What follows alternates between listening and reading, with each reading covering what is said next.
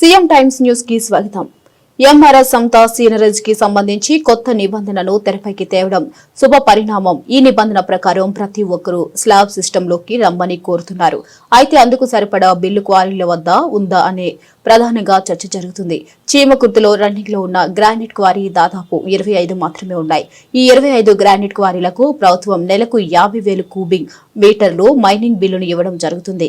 ఈ 50,000 క్యూబిక్ మీటర్ల mining bill MRM సంస్థ చెప్పిన విధంగా 2 బ్లేడులతో రన్నింగ్ చేసే 950 గ్రానైట్ ఫ్యాక్టరీలకు దాదాపుగా సరిపోతుంది.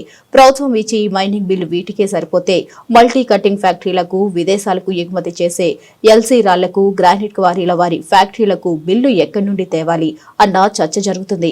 ఏఎంఆర్ చెప్పిన విధంగా స్లాబ్ సిస్టంలోకి వెళ్లిన మైనింగ్ బిల్లు దొరకడం కష్టమన్నది అందరికీ తెలిసిన విషయమే. ఈ సమస్యను అధిగమించాలంటే ప్రభుత్వం కూడా గ్రానైట్ క్వారీలకు మైనింగ్ బిల్లు పెంచాలి. లేని ఎడల ఈ సమస్యకు పరిష్కారం దొరికినట్టే.